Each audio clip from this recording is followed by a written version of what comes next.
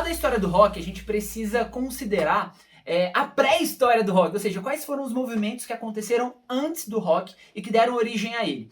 Como eu falei, a matéria-prima do rock and roll é a diversidade. Por que eu tô falando isso? Porque de cara você vê que o surgimento do rock ele vai se dar por dois gêneros musicais, basicamente, e um terceiro que complementa tudo isso. O primeiro gênero musical ele vem da música negra, que é o blues. E eu vou explicar rapidamente como é que o blues ele surge.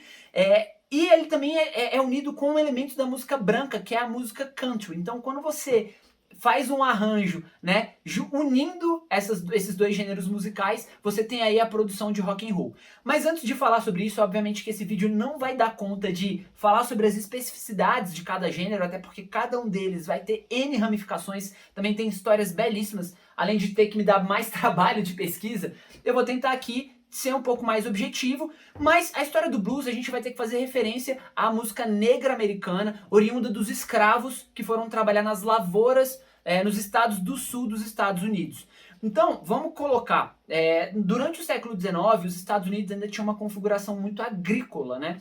E a gente vai ver o que está por trás dessa geração que acaba construindo essa sociedade. Mas basicamente você tem dois movimentos ali que no século XIX vão se desdobrar. Primeiro, tem um elemento que é a Guerra de Secessão, estados do sul dos Estados Unidos contra os estados do norte, né, liderados por Abraham Lincoln. Essa guerra civil americana ela vai se dar muito em função da questão da defesa ou não do modelo escravagista. E é óbvio que Abraham Lincoln ali defendendo, né, a liberdade do homem nesse caso, tudo bem que existem correntes que trazem controvérsias, mas é muito interessante entender esse conflito que acontece naquela sociedade. Tem um filme que eu acho fantástico, que mostra o sofrimento dos negros e escravos nesse contexto.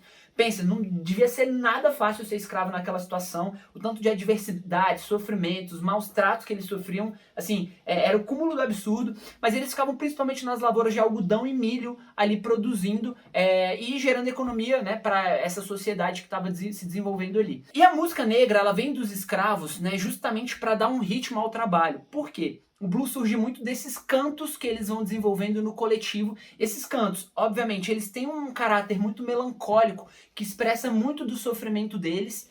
Ao mesmo tempo, esses cantos eles dão um certo ritmo para o trabalho dos negros. Tanto que os senhores da época, né, o homem branco que, né, era dono desses negros e os escravizava, eles não se opunham muitas vezes a isso, justamente porque eles percebiam que os negros eles eram muito mais produtivos quando eles cantavam. Então isso foi algo que foi se desenvolvendo para manifestar essas angústias, ao mesmo tempo para conseguir dar ritmo ao trabalho. O blues é muito desenvolvido aí. E ele vai acontecer até 1865, que é quando os estados do norte, liderados por Abraham Lincoln, vencem a Guerra de Secessão, e aí, em tese, é abolida a escravidão nos Estados Unidos. É claro que o homem negro continua sofrendo uma série de mazelas ali, né, de uma sociedade que existe essa ruptura muito pautada na questão racial, mas o blues ele passa a se desenvolver à medida em que eles passam também por um instrumento de cordas que é o violão, que é um instrumento acústico. Na época você tinha o violão, mas você também tinha o piano como um instrumento muito clássico à época. Só que o piano era um instrumento muito caro, era um instrumento muito inviável, até não é prático você transportar ali nesses escravos que agora, ex-escravos na verdade, que agora livres, começam a se deslocar e a transitar pelos estados do sul e também existe também um movimento migratório também para os grandes centros urbanos. E esse blues que vai sendo desenvolvido nesses estados, Alabama, Louisiana, que está nos instrumentos de corda por serem mais baratos, mais acessíveis, começam a ter esse viés melancólico, falar um pouco sobre a natureza das adversidades que eles viviam. Só que a música negra também tem uma outra divisão que é o spirituals, ou seja, o spirituals é um gênero que vai se desenvolver a partir também do canto dos escravos, mas é um canto mais voltado para um canto em coro, né? Ou seja, é pergunta e resposta ali, né, do coletivo. O spirituals ele toma uma outra conotação porque é uma música mais voltada à questão realmente espiritual, a uma coisa mais transcendente. Então você tem essa divisão aí depois do período da abolição da escravatura nos Estados Unidos. E você vai ver que o blues ele vai ser muito disseminado no início do século XX, já vou explicar como, mas antes eu vou mostrar também como é que a música branca, a música country começa a se desenvolver também no início do século XX. A música country ela é oriunda do hillbilly, e hillbilly a gente poderia traduzir como se fosse uma música caipira, né? Essa música caipira ela vem, obviamente, né, de regiões mais rurais, né, de regiões mais remotas dos Estados Unidos, justamente oriundas desse processo de expansão para o oeste que os Estados Unidos passou ali anos antes, ali, durante aquele período. Ela começa a se incutir na sociedade à medida em que existe a disseminação da música gravada, assim como o próprio blues. E para entender essa divisão do blues, você vai perceber que o spirituals ele vai dar origem um pouquinho mais na frente ao gospel, que também influencia muito o movimento do rock and roll. Então eu diria que são os dois principais gêneros, né, da música negra que vai influenciar assim o rock and roll, o blues e o gospel, que é oriundo do spirituals, como eu falei. E você também tem a música country. O primeiro elemento da música country, você vai perceber que as canções de música country, elas são canções que vão trazer temas mais maduros no que tange. Vai falar também do trabalho duro no campo, vai falar também um pouco sobre aquela vida, amores, dilemas da vida adulta, né, em regiões mais remotas dos Estados Unidos.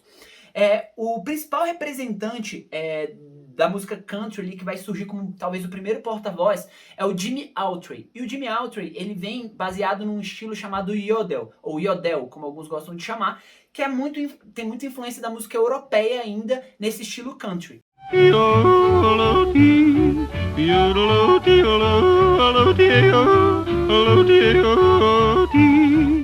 E talvez a temática mais central ali do country seja, né, o que dá um certo senso estético, principalmente no início do movimento country, é o trem. O elemento do trem ele é muito central, porque o trem, culturalmente falando, é um elemento muito importante para aquela sociedade, porque primeiro é quem leva suprimentos, quem leva as cartas, ou seja, a comunicação dos grandes centros urbanos dos Estados Unidos para essas regiões aí, né, mais a oeste, né? Então, o trem é visto como uma grande plataforma de oportunidades, é o que traz recursos para a cidade, para essas regiões e esses estados mais a oeste. Então, o elemento do trem é muito importante. Inclusive, o Jimmy Rogers, ele tem uma estética, ele tem uma aparência muito voltada, muito parecida com um maquinista, né, de trem, justamente porque mostra um pouco dessa vertente do homem ainda bem explorador, buscando oportunidades, mas também era uma vida muito dura, porque era uma vida sem tecnologia, sem recursos. Então era um trabalho muito da força laboral do homem mesmo, né? Quando você entra no século XX, é interessante colocar que a primeira vez que o termo rock and roll é usado, ele é utilizado como um eufemismo. Ele é visto, o registro dele pela primeira vez é visto pela cantora de blues Trixie Smith em 1922, onde ela vai mostrar que o rock and roll era um eufemismo para dizer assim, para retratar casais que iam para uma noite ali, né, ter um certo entretenimento, ouvir uma música ao vivo e tudo mais, e depois era quando rolava alguma coisa depois, a pessoa ia com a intenção de sair com a outra para que depois acontecesse, rolasse alguma coisa, um after, né, vou colocar dessa forma. Então o rock and roll serviu como um eufemismo de um algo a mais acontecendo ali.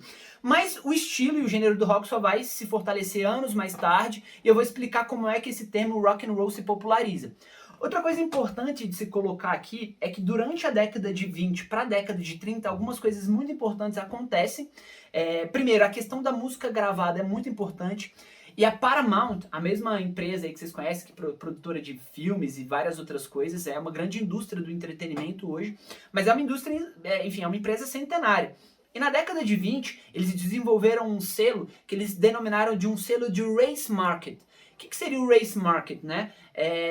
Esse termo é até um pouco pejorativo, bem preconceituoso, assim, bem discriminatório, que retratava como é que funcionava, né, a segregação racial muito forte ainda na década de 20 nos Estados Unidos.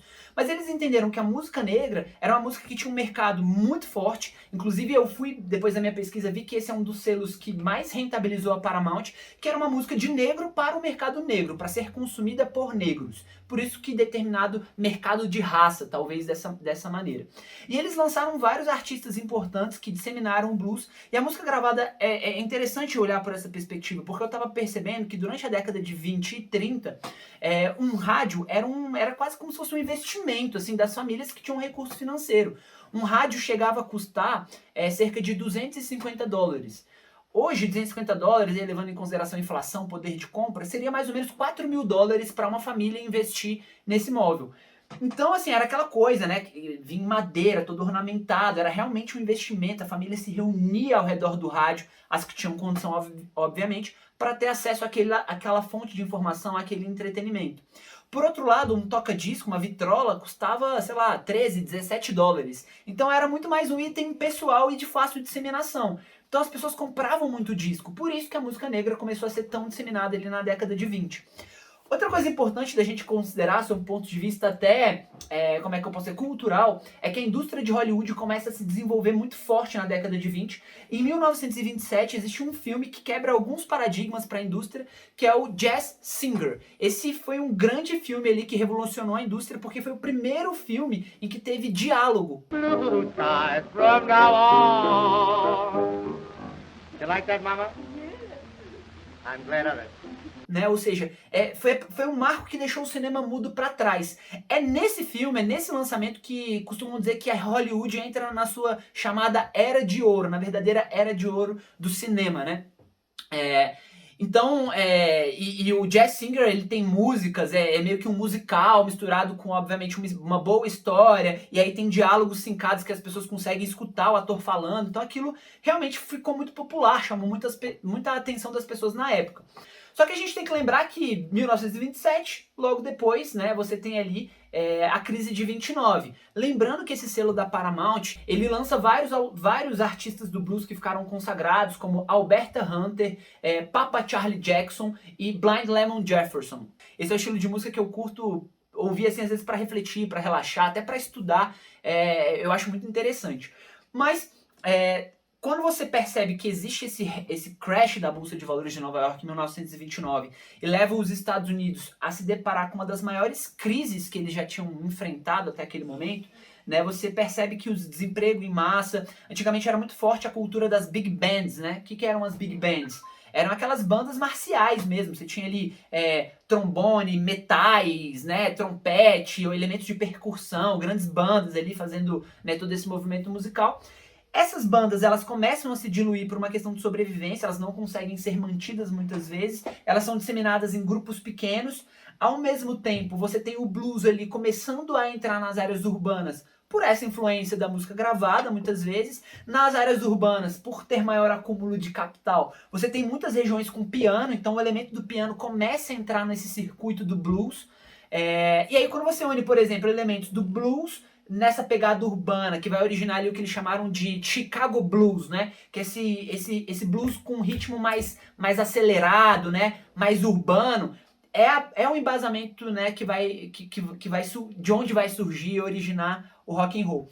Mas quando você junta, por exemplo, com esse elemento das big bands, com, né, trompete, elementos de metais, que são esses tipos de instrumentos, você já tem o desdobramento do jazz. Então tudo isso começa a ser o ambiente no qual o rock é forjado. E é muito interessante ver que quando a gente vai avançando na década de 30, tem um elemento que é um elemento tecnológico, que é o elemento dos instrumentos elétricos. Em 1932, a guitarra elétrica é desenvolvida, por consequência, em paralelo, o baixo também elétrico é difundido ali, e ali alguns artistas começam a levar um pouco dessa vertente do blues, considerando essas reinvenções tecnológicas que passam a acontecer. Pós-crise de 29, é importante olhar para o movimento country como um movimento que começou a despertar um certo saudosismo das pessoas. Por quê? As pessoas que iam, obviamente, lembra do elemento do trem, que é esse elemento que leva oportunidades? Algumas pessoas começam a ir para cidades grandes e tentar a vida, tentar uma certa oportunidade também. E quando isso acontece, o crash de 29, essas pessoas sofrem muito, né? Começa a surgir esse sentimento também saudosista da vida no campo, da vida no interior, e aí eles começam de alguma forma até a refletir, porque por mais que fosse uma vida simples, existiam elementos que eles valorizavam, né, e talvez eles tivessem mais qualidade de vida até no campo, quem sabe, né, nas situações que eles viveram ali pós-crise de 29.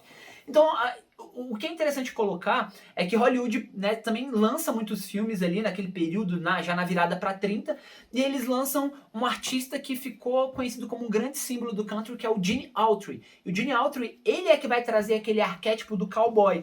Ele lançou, se eu não me engano, ele lançou um filme que estreou um filme chamado Old Santa Fe, que foi um grande sucesso. Ele lançou mais de 50 filmes. O cara realmente foi um fenômeno ali, hollywoodiano, e ele era conhecido como The Singing Cowboy, porque ele cantava músicas country, e nos filmes ele era aquele cara que salvava a cidade dos bandidos, ficava com a donzela. Então, na figura dele se forjou muito esse herói americano. E ele é que traz esses elementos como se fosse o cowboy mesmo, e a música country começa a ter essa estética do cowboy associada a partir do Gene Autry.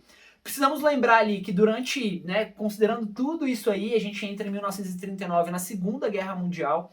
E é importante falar aqui da questão geracional. A geração que está passando por todas essas transformações que eu falei até aqui é conhecido como geração dos tradicionalistas. Também pode ser conhecida, eu já ouvi várias nomenclaturas, né? Geração dos veteranos. Por que veteranos? Porque é uma geração que viveu muito período de adversidade e guerra, né? Você tem a Primeira Guerra Mundial ali no final, 1914 a 1919, você tem ali um período de crise muito forte, né, em 1929, e você tem ali em 1939 o começo da Segunda Guerra Mundial. Então a geração que pega isso aí é conhecida como geração tradicionalista. Também já ouvi geração de veteranos e já até escutei chamando de builders, né? Se referindo como a geração que construiu e fez todo esse plano de fundo, esse embasamento para que a sociedade moderna, a sociedade americana pudesse se desenvolver. Então é importante considerar os tradicionalistas, né? As pessoas que, enfim, hoje têm aí, enfim, seus 90 anos, né? Eu diria que entre 75 a 90 anos, que talvez tenham pego um pouco dessa visão aí dos tradicionalistas, talvez até um pouco mais, 80. Quando a gente fala de geração é importante fazer um parêntese, porque não existe uma convenção sobre isso, não existe um padrão, cada literatura usa uma regra diferente de datas, enfim, uma convenção diferente, mas o mais importante de entender de uma geração ela é um recorte. Ela é uma espécie de forma de enxergar como um coletivo de uma sociedade se comportava, se estimulava, se comunicava, quais eram as influências sociais, políticas, econômicas, culturais, né, internas nas regiões e também globais, que impactam a forma das pessoas interpretarem e reagirem ao mundo que elas viviam. É basicamente isso. Então os tradicionalistas, é importante entender todo esse movimento, que era um movimento de sobrevivência. Eu acho que a palavra-chave para essa geração é isso. É uma geração que teve que lidar com o bélico, que teve que lutar para sobreviver, seja por questões bélicas, Primeira e Segunda Guerra Mundial, seja por questões econômicas, como a crise de 29, que impactou muito essa geração. Bom, é óbvio que a gente precisa olhar para a década de 40 com algumas mudanças estruturais muito fortes. Inclusive é na década de 40 que começa essa transição da geração tradicionalista ou dos veteranos para a geração dos baby boomers, que eu já vou falar mais à frente, que também foi muito importante no rock and roll. Para falar da década de 40, a gente precisa primeiro falar que todas essas misturas do country com elementos ali muito fortes do blues, esse blues mais acelerado, o advento tecnológico da guitarra elétrica, como eu falei, começa a expor muitos artistas, e por isso que eu falo que o rock é vanguarda nesse sentido, né? Inclusive considerada como madrinha do rock and roll é a Sister Rosetta Tharpe. Lembra que eu falei dela? A Sister Rosetta Tharpe, ela trouxe muitos elementos aí também da música gospel já na década de 40. Ela é conhecida como madrinha do rock and roll. Eu só acho que ela não é definida como a mãe do rock and roll, de certa forma, porque o rock você não consegue atribuir uma pessoa que foi a precursora, ou ali teve o marco zero, o rock and roll começou aqui. Inclusive, popularmente, tem muita gente que atribui ao Elvis, e isso não é verdade, não foi o Elvis que desenvolveu o rock and roll, apesar de que ele teve um papel fundamental e muito importante, que eu já vou falar ali quando a gente falar da década de 50, mas só fechando essa questão da década de 40, porque ela é muito importante. É nela que você vai ver as grandes transformações da sociedade tradicionalista e dos veteranos para começar a incutir uma mentalidade dos baby boomers. Por quê? Primeira coisa que acontece na Segunda Guerra Mundial é que massivamente a população ocidental, Europa e principalmente Estados Unidos tem um envolvimento na Segunda Guerra muito forte. Os Estados Unidos entram na Segunda Guerra em 1941, depois do ataque, né, a Pearl Harbor, e quando os Estados Unidos, né, declara guerra apoiando os aliados, muitos dos homens têm que, né, estar, né, envolvidos no combate bélico mesmo, né, tem que ir para o fronte de batalha. Então as mulheres acabam ali assumindo postos de trabalho que antigamente eram realmente ali muito dominados pelos homens, né? A mulher ainda era uma coisa muito do tradicionalista, né? O homem como provedor vem muito dessa outra geração. Obviamente a gente vai passando por desafios culturais, sociais, e isso vai mudando. Então você tem até aquele movimento do Yes We Can, né, das mulheres, muitas delas na indústria bélica, inclusive, produzindo insumos para que, né, fossem usados no fronte de batalha em prol, obviamente, né, do combate ao nazismo, ao nazifascismo, enfim. Então, ali você começa a ter uma mulher mais inserida no mercado de trabalho. Eu falo que o rock é vanguarda porque você vê uma mulher negra como a Sister Rosetta Tharpe, né? Lembrando que o gospel é também um movimento da década de 30. É importante citar porque o gospel, ele na verdade é a junção do blues, né? Trazendo as canções, as cantigas, as letras baseadas no spirituals, né? E quem é muito responsável por esse movimento Enfim, é o Thomas Dorsey. O Thomas Dorsey, ele na década de 30 produziu sozinho 500 discos. Ele aprendeu blues no piano, depois ele estudou em Chicago, estudou formalmente música. Então ele realmente usou a técnica de blues que ele aprendeu no piano para trazer essa música do Spirituals e louvar dessa maneira. Ele produziu mais de 500 cópias, distribuiu por igrejas e comunidades cristãs ali por todos os Estados Unidos.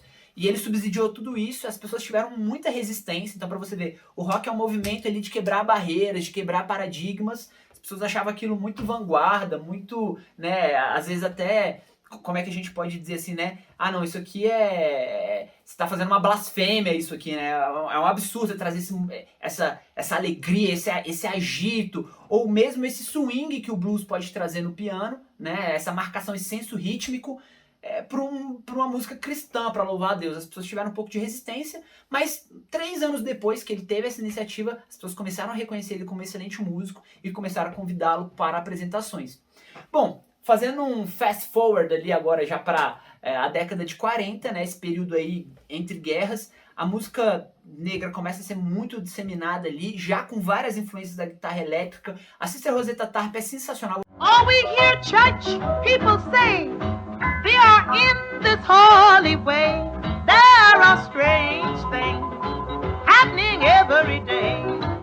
Essa música é muito legal e mostra como ela, poxa, era sensacional, ela tinha um carisma, ela tinha uma presença de palco, eu já conseguia perceber ali. Claro, ainda dentro de uma estética da década de 40, mas eu acho muito vanguardista isso, uma mulher negra, poxa, protagonizando o movimento musical, sendo vista como um ícone pelos meios de comunicação ali. Bom, eu acho que isso é muito interessante e a gente precisa fazer uma reverência a isso, né? Realmente tem muita força. Mas você também tem outras canções que eu vou até ler aqui. Por exemplo, você tem The Fat Man, que foi desenvolvida por Fats Domino, em 1949. Você tem Rock the Joint, do Jimmy Preston.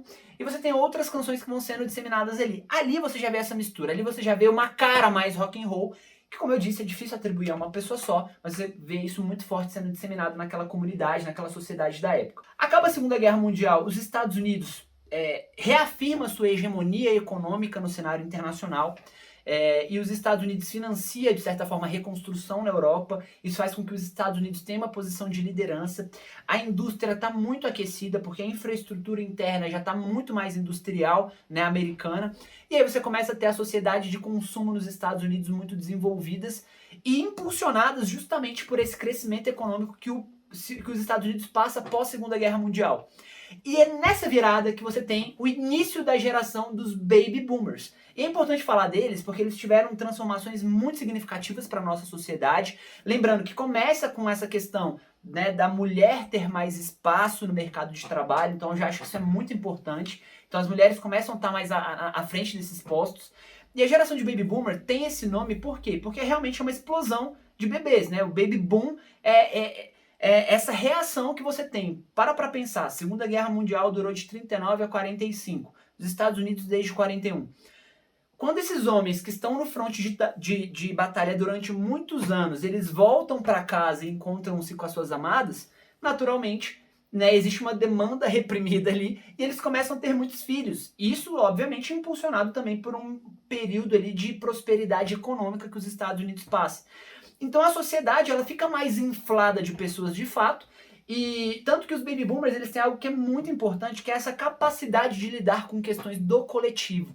Né? Então eu gosto muito de fazer referência aos Baby Boomers porque foi uma geração que aprendeu a lidar com uma sociedade, né, com mais pessoas. Esses movimentos coletivos e colaborativos começam muito neles. São pessoas que entendem que se elas investirem tempo, dedicação, forem fiéis às suas relações, elas permanecerão empresas durante muitos anos, elas vão conseguir consumir muito, né, elas vão conseguir colher, vou colocar dessas formas, os resultados dessa prosperidade econômica que os Estados Unidos passa. Ao mesmo tempo, socialmente falando, você tem aquele movimento do way of life americano, né? Ou seja, um modo de vida americano que também vai ser muito potencializado pela indústria de Hollywood, que é aquela venda do modelo ideal de vida, né? Que é, né? Vamos lá, junto com a sociedade de consumo, é aquela propaganda de margarina, né? Ou seja, vamos lá, filho, né? 2 filhos, esposa, carro na garagem, cachorro, aquela coisa maravilhosa ali, que a Hollywood ajuda a propagar, vou colocar dessa forma, a Hollywood ajuda muito a propagar essa mensagem, essa cultura. E aí você entra na década de 50 com várias influências.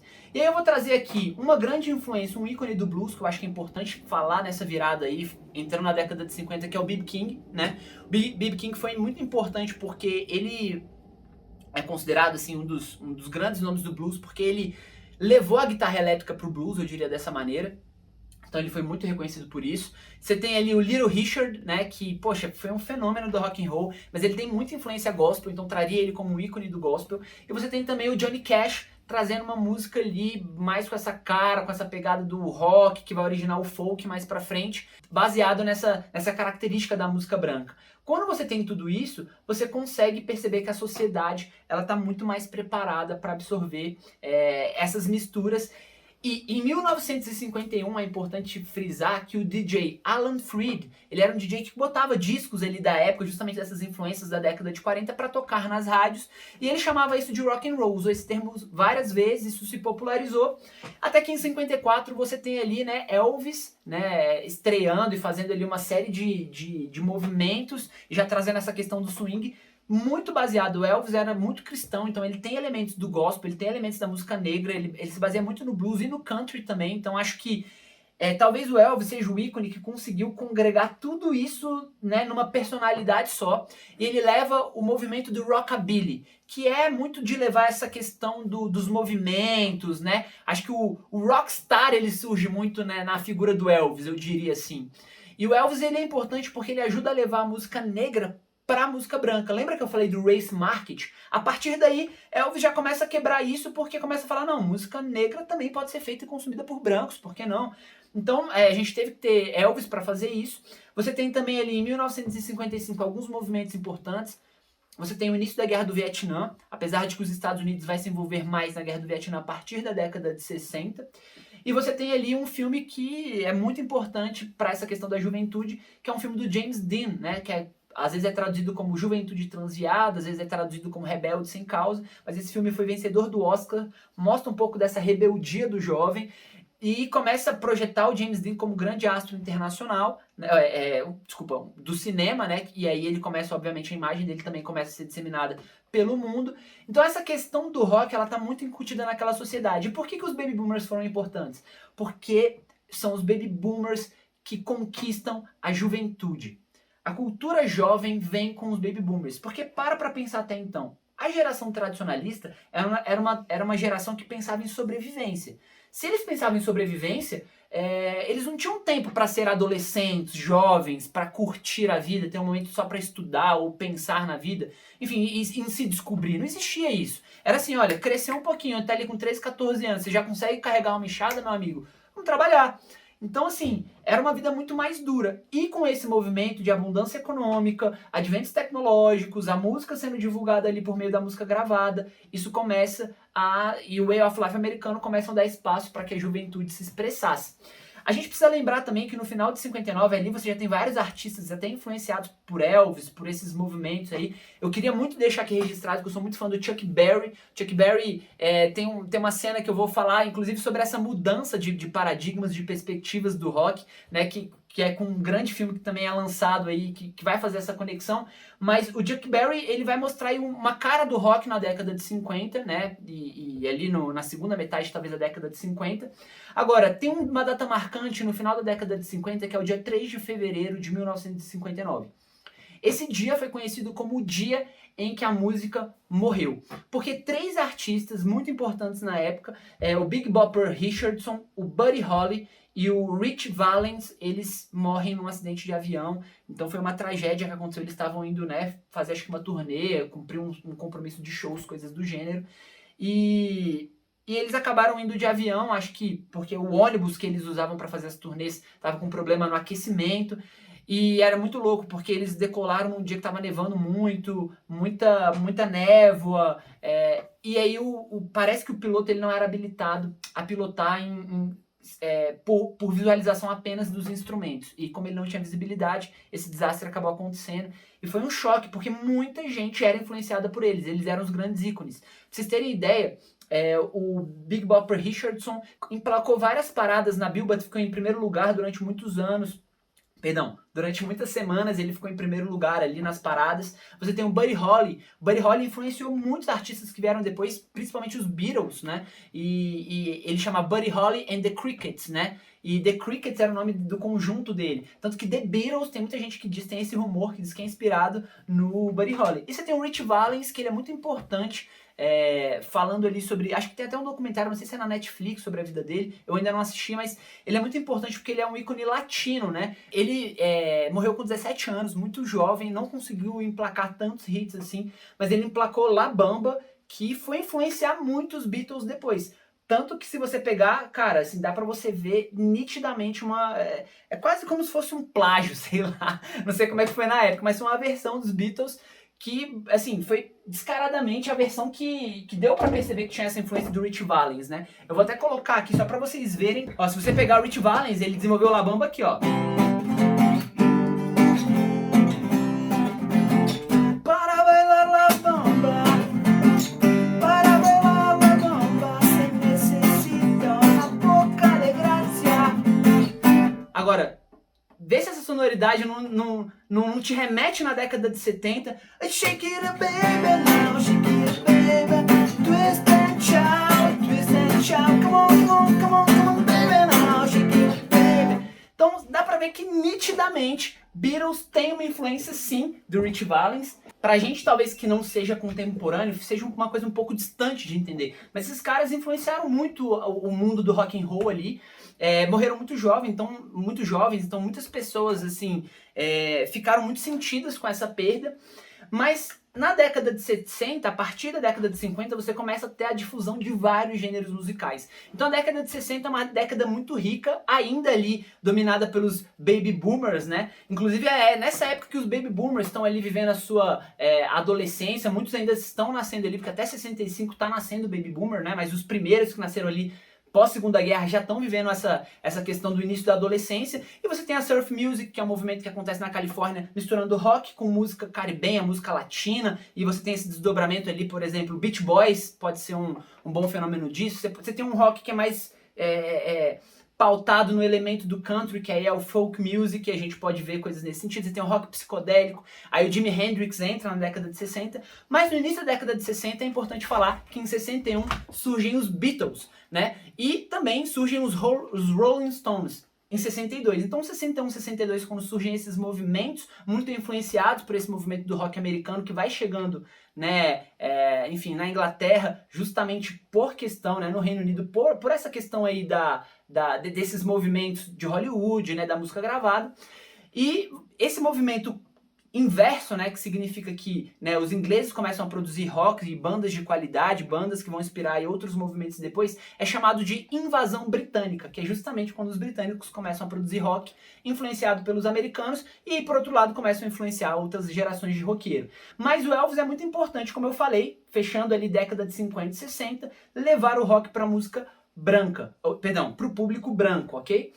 E a gente tem, fechando ali a década de 60, desses movimentos do rock psicodélico, que vai originar o rock progressivo, glam rock e outras N, né, variações aí do rock, você tem a força do movimento feminista, né? Se eu não me engano, existe um evento ali em 1968, que são manifestações de mulheres na França, que eles foram conhecidos como, né, Primavera das Mulheres, que foram questionados uma série de questões, né, sobre lutas, desde por questões de igualdade trabalhista, até a questão sobre questões pontuais sobre o destino, né, e o protagonismo da própria mulher na sociedade. Então foi um movimento muito importante. Em 68 também acontece um marco, né, um evento que é o Woodstock.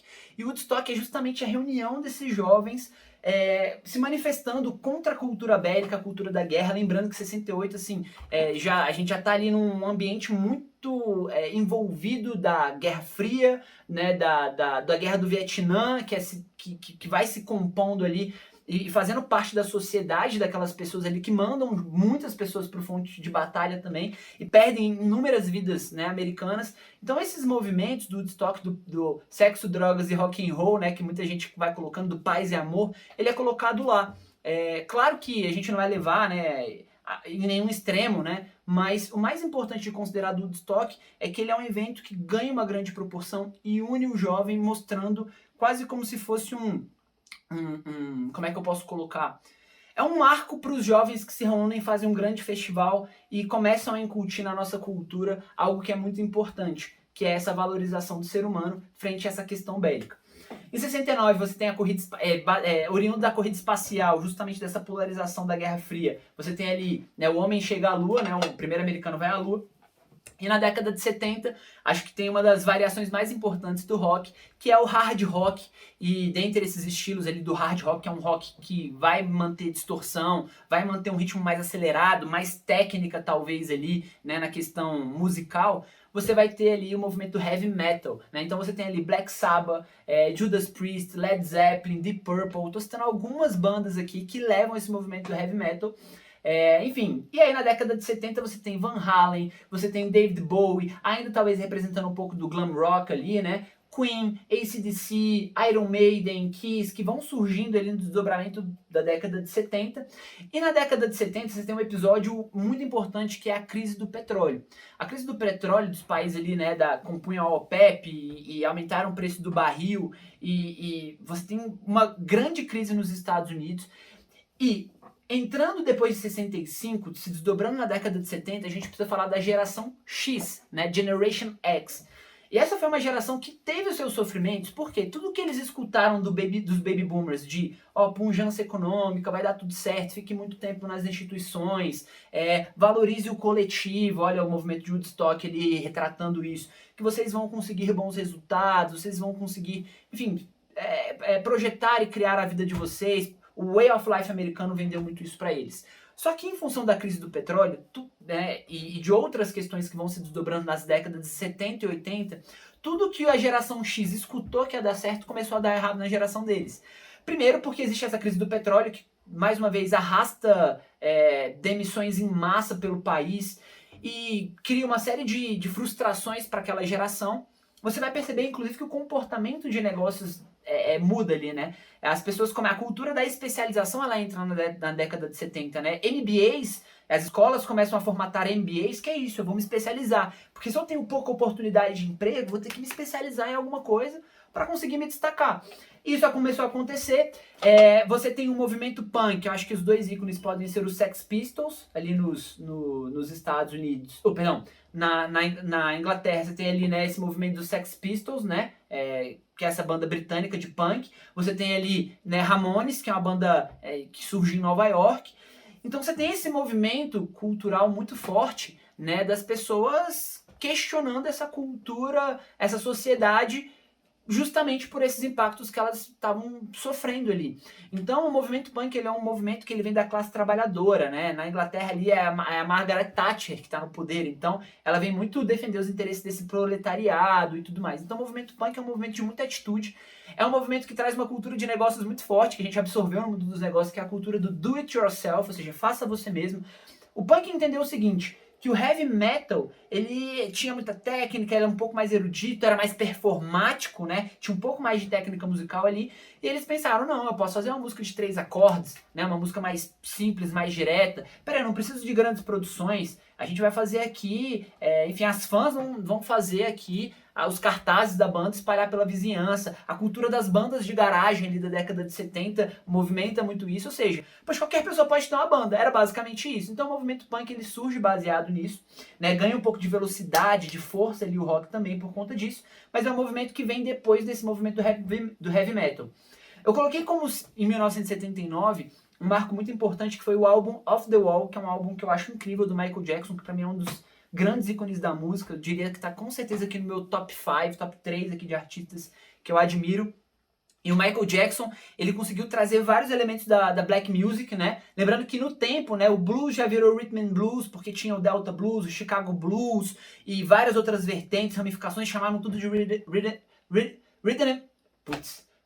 and Blues. Caralho, quase que não saiu. Você tem esse movimento que ele é muito importante, né? Que é a junção de todas essas vertentes do blues, que depois vai desdobrar no funk, que vai desdobrar em muitas questões do disco também ali. A música negra, ela vai tendo várias influências, que é chamado de black music no geral, né? Então o Michael Jackson, ele conseguiu unir isso muito bem. Ele trouxe elementos do soft rock, disco, funk, blues pro seu CD Off the Wall, que foi um estouro nos Estados Unidos. E aí você tem a década de 70, essa transição aí da geração X, né? Inclusive a geração X, Generation X, porque X em inglês significa machado, então é a geração que foi sacrificada, a geração que, enfim, sofreu muito esses adventos, né? Mal sabiam eles que, né, a nossa geração ia sofrer pandemia, várias outras milhões de coisas, mas a geração X também sofreu questões, inclusive na área da saúde. Afinal de contas, a epidemia da AIDS na década de 80, em 81, é registrado, né, o primeiro caso clínico, né, em que eles conseguem observar o vírus do HIV. Então, ali começa a ter toda uma movimentação da sociedade ficar preocupada com aquilo, tanto que você vai ver que o HIV ele mata várias personalidades, inclusive da música, inclusive no Brasil, né? O Cazuza é um caso, por exemplo. Mas a geração X sofreu, então, muito com isso. E na década de 80 começam a nascer a geração Y, né?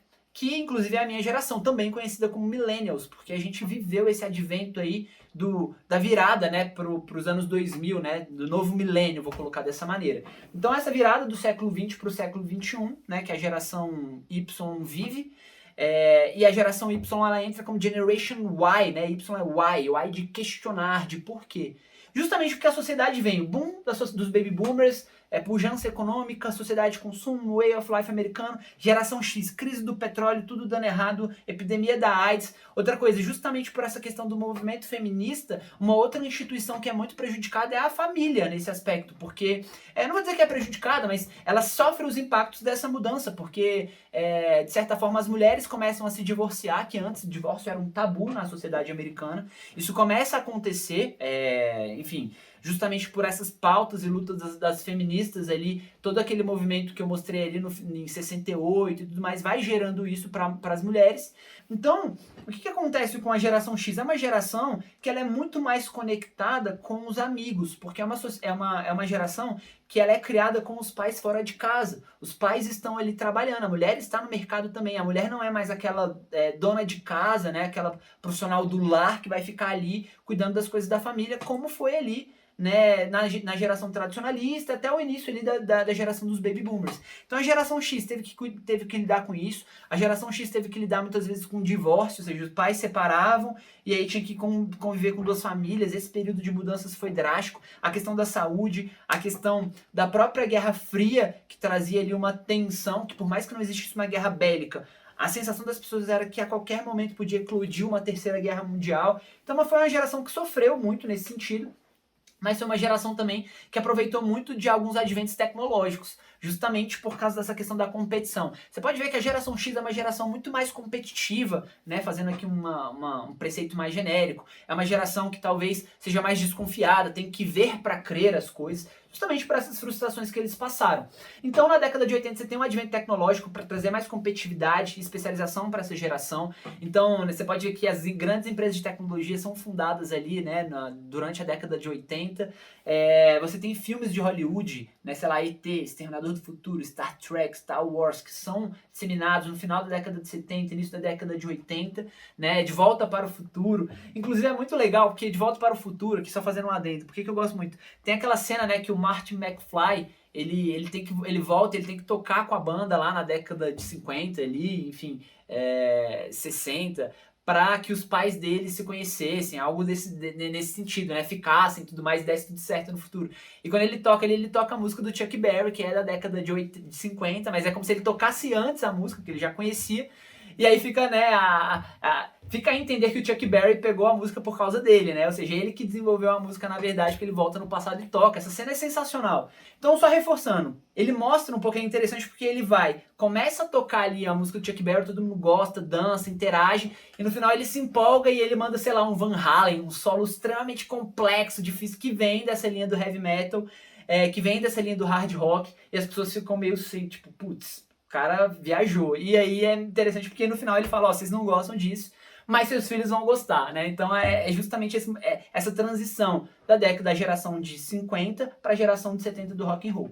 Na década de 80 você tem aí o advento da MTV, que começa a divulgar essa cultura jovem na televisão. E aí você tem bandas como Bon Jovi, U2, Men at Work, Metallica, Guns N' Roses, Red Hot, várias, aí assim, acho que a tecnologia ajuda a disseminar muito essa questão das gravações, o elemento do sintetizador, né, entra nas músicas, esse elemento do eletrônico. Em 85 você tem esse advento de dois grandes eventos, que é o Rock in Rio, a primeira edição do Rock in Rio no Brasil, e você tem também o Live Aid, né? E aí você tem grandes bandas performáticas ali, e aí destaque para a apresentação do Fred Mercury nesses dois grandes eventos, né, do Queen, que vai mostrar toda essa riqueza que você tem em pluralidade de bandas, cada uma com uma vertente diferente, outras ramificações do rock que começam a surgir a partir disso, o elemento do pop que começa a ser mais frequente nas músicas. Bom, aí você entra em 89, né, a queda do Muro de Berlim, em 91 você tem a dissolução da União Soviética, e aí na década de 90 a gente tem ali o movimento grunge, né, que também é conhecido como o movimento de Seattle, né, nessa região dos Estados Unidos que levou o rock de forma mais estridente, né. O grunge ele vem muito dessa perspectiva, né, a origem vem de sujo, de um negócio mais largado, que veio questionando ele muito da questão da liberdade, né? Acho que as bandas que talvez representem mais esse movimento aí é Nirvana, Alice in Chains, Pearl Jam, Soundgarden, Foo Fighters. Lembrando que na década de 80 você também tem a questão da fita cassete, né? Do Walkman ali, que é muito disseminado nessa geração. Só que isso vai se desenvolvendo na década de 90 também, né? Eles vão desenvolvendo outros tipos de mídia, o CD, vão popularizando isso. Você tem também o movimento indie, que dizem que vai acontecendo desde a década de 60, 70, mas como estilo musical, né? Tem gente aí, tem uma discussão eterna no rock que indie é um estilo, é um gênero, é um subgênero do rock. Não, indie é um movimento que não necessariamente é um subgênero, porque indie vem de independente. Então qualquer rock, qualquer pessoa vai lá e grava e produz seu próprio material sem depender das grandes gravadoras, em tese é um movimento indie. Isso já acontecia desde antes. Porém, aqui esse rock alternativo ele já começa a ter, né, mais divulgação justamente nesses canais, MTV, nos movimentos de comunicação aí. Então você tem Oasis, né, eu coloquei aqui Coldplay também, voltado aí dentro desse rock mais alternativo, The Strokes, Franz Ferdinand, Arctic Monkeys, isso tudo se desenvolvendo a partir da década de 90. Vale a pena também lembrar que a partir de 90 e 2000 você tem o movimento do New Metal, que é o metal, né, essa distorção, a questão da pegada forte do rock, junto com outros elementos eletrônicos, dos sintetizadores, elementos também de outros estilos musicais, do hip hop, do rap. Então você tem Linkin Park, você tem Evanescence, Slipknot, Korn, várias bandas que vão surgindo ali. E um estilo que eu me identifiquei muito, porque foi parte muito da minha adolescência, da juventude, que é o hardcore melódico ali, né? Que muitas pessoas chamam, né? O movimento punk, né? Ele tem uma segunda onda que vai se desdobrar no hardcore, que vem com bandas como Green Day, Offspring, ainda na década de 80. E na década de 90 ele já tem mais uma cara mais pop, que é o que a geração Y começa a perceber mais de perto. Então Blink-182, Millencolin, New Found Glory, que são bandas que eu gosto muito, Yellowcard, Paramore, são bandas aí da década de 90, anos 2000 ali, né? Que começam a fazer muito sucesso, ser muito relevantes aí nesse contexto final dos anos 90, início dos anos 2000. Vamos lembrar que em 98 você tem ali o advento do Google, né?